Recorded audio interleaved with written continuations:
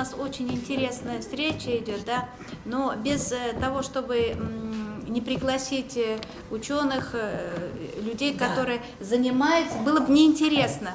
Все равно интересно. Интересно. Поэтому мы стараемся в своих встречах, на свои мероприятия, мы всегда приглашаем нашу Фания Ахнафовну, встреча с которой была на прошлой неделе, и она нам всегда дает правильное направление. Конечно. Поэтому, если что-то не так, я думаю, что каждый услышал то, что хотел услышать. Лично я, вот прочитав книгу вашу, да, я поняла, что мы все одинаковые, что у нас все предки одни. Вот и все. Фания Ахнафовна, как ученая, увидела что-то другое. Вот, тоже есть. Да. Поэтому большое спасибо всем выступающим. Здоровья, Вайминапай. Вы колоссальную работу провели. Спасибо, что вы собрали, что вы дали возможность всем высказаться, какую-то точку зрения найти, как мы идем, куда мы идем, что это другое. Действительно, литературы очень много. Куда ни иди, и о татарах, и о башкирах. Я носитель двух культур, двух языков. Мне мама была татарка, отец башкир. Поэтому мне одинаково близки и татары, и башкиры. Я родилась в Оренбургской области, я по духу россиянка. Не русский я, но россиянин. И поэтому мне всегда приятно ходить в татарский центр, приятно ходить в башкирское полпредство, но не всегда приятно, чтобы все были рядом, всех национальностей. Поэтому спасибо большое. И в продолжение нашего вечера у нас еще подарок. Прежде чем приступить к нашему литературному музыкальному подарку... Мне можно? Там можно сказать. Сейчас я закончу, потом. Давайте я закончу от себя, раз уже начала, скажем. Вот да, от имени нашего творческого объединения, вот вам на память афиша к сегодняшнему вечеру, да, и вот билет на концерт, который будет организован нашим творческим объединением ССН на следующей неделе в Татарском национальном культурном центре. Этот концерт будет называться «Урал-Мундаре», посвящен столетию автономии Республики Башкортостан. Приглашаем вас всех, если у кого будет желание приобрести билеты, потом подойдете, возьмете. А мы вас приглашаем на наш концерт. Рахмат за то, что вы... такая у нас очень интересная, очень богатая, да. И вот тоже свою книгу, хорошо, «Исповедь в пути» почитать. Тоже есть раздел «Легенда родного». Где можно достать вашу книгу? Я принесу, да. Есть тоже раздел, я тоже как человек, который любит свой народ, у меня тоже есть раздел «Легенда родного края», исторический. Я Фания Ахнафовна мне всегда консультирует, я только с ней работаю. Несколько поэм из истории башкир тоже. Я думаю, вам будет интересно, мне будет интересно ваше мнение. Рахмат большое. Теперь вам слово, пожалуйста. Рахмат. Читательского будет вечер, да? Да, билет у меня есть, подойдете. Я в продолжение вот этого начатой уже цепь, то, что прозвучало здесь, я, конечно, прежде всего должна благодарить вас всех. Мне очень приятно, что вы здесь с нами. И, конечно, когда мы вместе, мы одной нации. Нам все равно на татарском, на русском. Вам, Альфия, вы нам принесли весну с Урала. Вы как сама весна. Потому что сегодняшний вечер только надо благодарить вас. Если бы вы не были настолько активны, если бы настолько не были желанны, я бы не сумела даже. Я набрала много людей, но почему-то они не пришли. Мне это не понять, но я разберусь. На сегодняшний день вы сделали такое великое дело. Я вас должна персонально от себя поблагодарить. У меня даже голос дрожит. Потому что мы татары, у нас есть замечательный дом в Москве. Этот дом Асадалы, причем автономия татарская. И вдруг девушка «Весна с Урала» нам организовывает этот вечер. Я просто приветствую вас. Она заслуживает в себе такое великое отношение к себе и, конечно, уважение. Тронула до глубины. Я тоже старалась, но почему-то не все сложилось так, как я хотела. Почему? Но сегодня... Но я там целый час простояла. Ну ничего, Но сегодняшняя тема у нас, конечно, Мямюне Ханум. Мямюне Ханум – это вообще радость. Я, когда с ней встретилась, и по сегодняшний день мы вместе, я, по-моему, поумнела. Я, по-моему, более стала... Она просто сама интеллигентка. Вы знаете, эта женщина интеллигент. Вот среди всех, кого я знаю, это первая женщина, номер один. Она никогда вас не обидит. Она все расскажет тихо, мирно. Во всем вы прекрасно будете сами себя видеть. Она абсолютно, а то, что у нее на душе, она может сказать об этом громко для всех. А если даже сделать замечание, но это совершенно незаметно для вас. Но обязательно здесь провисает. Это вот такой знатный, замечательный. Ну, не знаю, есть ли таких? По-моему, она у меня одна такая. Я других не могу с ней сравнить. Она божественный человек, действительно. Ну, спасибо.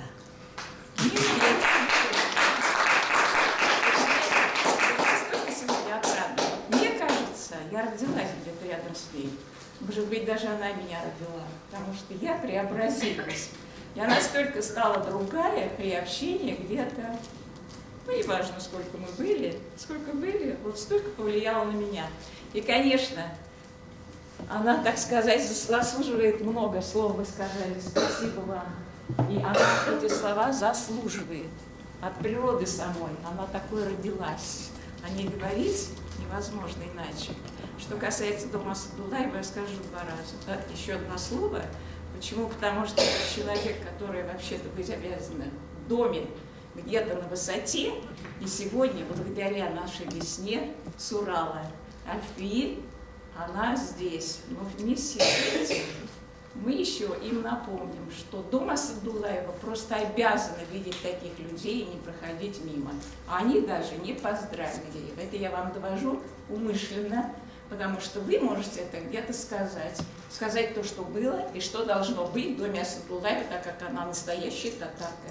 И единственная среди них образованная, высшее образование у нее. Она воспитала 50 тысяч детей, причем и в том городе, где она жила, а это татарщиков. Нужно было это все учитывая, ее давным-давно, без нас вначале, а потом мы сумели еще собраться. И я, конечно, даже хочу, если кто-то может, можете даже донести про меня, что я сказала про дом Асадулаева. Там живут сейчас люди, почему-то без нас. Это, я думаю, что бессовестные и без чести люди, и к тому же большие коррупционеры. Больше я про них ничего не хочу говорить. У меня даже, когда я говорю о доме Асадулаеве, у меня садится голос. И еще, конечно, без внимания не оставил, у нас есть Московский городской совет ветеранов труда и войны. Мямюне Ханум, она уже приравнена к ветеранам войны. Она с 13 лет работала на войну, у нее есть для этого доказательства. Но раз человек всю жизнь работал, вот они обратили внимание. И как видите, все это... Благодарственное письмо. Я покажу. Отлично. Поздравляем. Московский совет. Московский городской совет ветеранов. Я уже громко прочитаю. Совет ветеранов. Содержание почитай. Я вам покажу все. Очень красивый адрес. И Акчурин Расим Сулейманович. Отлично, отлично. Ну, очень хорошо, если вам всем нравится, прекрасно. Рахмат. Но это не пустой адрес, конечно, своими пожеланиями. Моя дорогая, подержи на секунду. Что-то я очки свои забыла, хорошо нашлись мне еще очки. Глубоко уважаемая Мямюне Ахмедшина, в этот замечательный день вашего юбилея примите искренние сердечные поздравления от Московского городского совета ветеранов войны и труда. На долю вашего поколения выпали суровые годы Великой Отечественной войны, что я вам уже сказала, заверила. Пройдя через тяжелые испытания военных лет, вы забрали одну из самых благородных профессий. Профессии педагога, которой и посвятили более полувека. Ваша профессия нелегкая, но в ней вся ваша жизнь и счастье. Да? Молодец. Учитель – это даже не профессия, а это дар Божий. Не каждому дано научить жить. Ну вот видите, я уже переволновалась, наверное.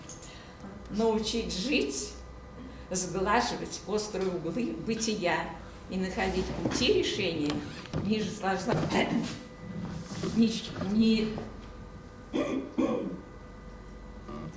не сложнейших вопросов. И кто, как не учитель, закладывает основы человечности, мысли и будущей личности маленьких взрослых и взрослых маленьких. Замечательно написано, душевно просто. Светлый, преданный и мудрый человек, уважаемая меня Хамедшина, вы учили доброте, честности своим личным примером сотни детей, вглядываясь в них и вкладывая в них даже частичку своей души. Это абсолютно верно, правильно. Благодарим вас за беззаветную преданность избранному делу, за ваше человечество и профессиональные качества. Желаем здоровья, доброты, щедрости, чтобы здоровье не давало сбоев, и чтобы настроение всегда было на высоте. В семье тоже пусть будет тепло и уютно. Успеха, удачи, везения. Пускай каждая минута в вашей жизни будет только счастливой и радостной. С уважением, Расим Сулейманович Акчурин.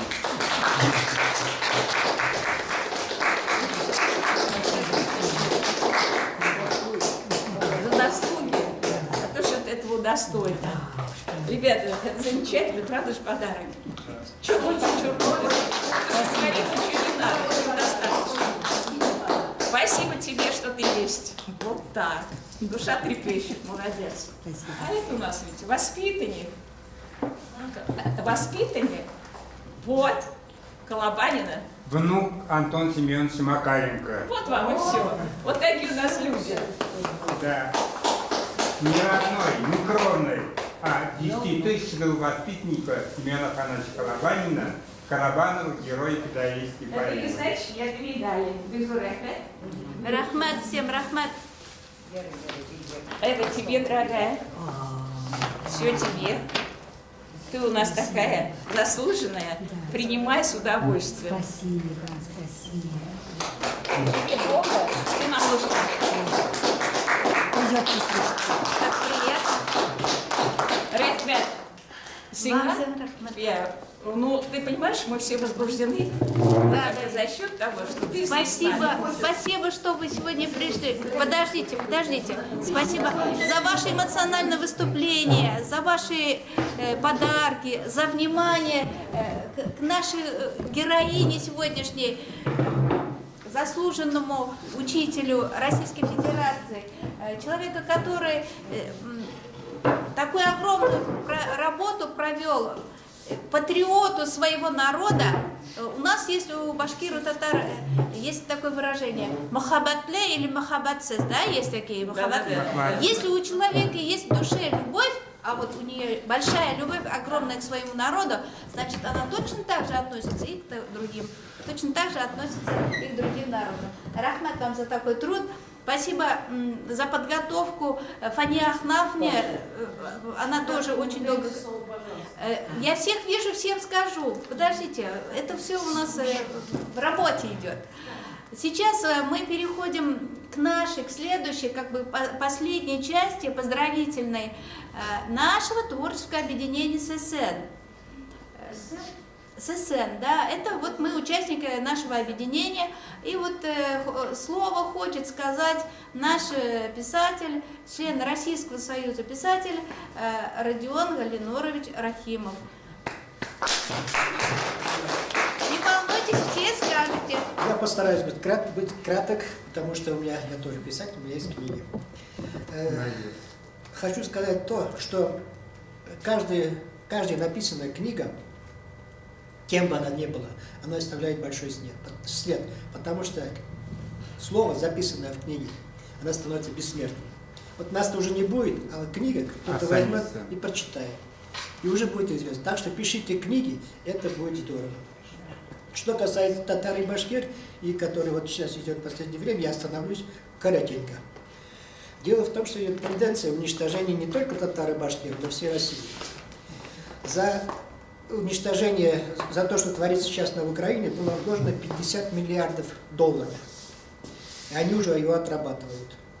За уничтожение нашего государства полностью России 5 миллиардов, кстати, там было вложено, а за нас уже 50 миллиардов. За то, чтобы нас уничтожить, как государство. Нет государства, разделяем власть. Вот они, это англосаксонцы. Миллиардеры, которые, вот именно клуб миллиардеров, которые живут за наши деньги. Организуют вот такие войны, гребут оттуда деньги. Вот. Так что наша задача не разъединяться, а наоборот объединяться. Объединяться татары, башкиры, чуваши. Чем мы, кстати, занимаемся в нашем объединении СССР. Это дружба народов. Приглашаем всех сюда, все народы приходят, выступают, и каждый вносит свою лепту именно в эту дружбу. В тех книгах, которые я написал, их уже 3, красной нитью идет как раз именно объединение народов, дружбы, сохранение природы и сохранение мира. Мир – это для нас вот главное. Там вот красные нити во всех книгах. Вот эту книгу, которую я написал, называется «Чертополох». «Чертов посох». Или «Шайтан Таяга». Не еще «Шайтан Таяга». Есть такое растение, оно лекарственное. А вот есть у нас в народе говорят, когда она прорастает, у нее корни очень длинные. Корни прорастают до самой преисподней. И когда осенью высыхает сам чертополох, и по нему уже забирается, вылезает оттуда черти. Черти и вся нечистая сила. Вот, поэтому, говорят, назвали его чертов посох, чертополох. Вот. И вот... Шайтан Таяга.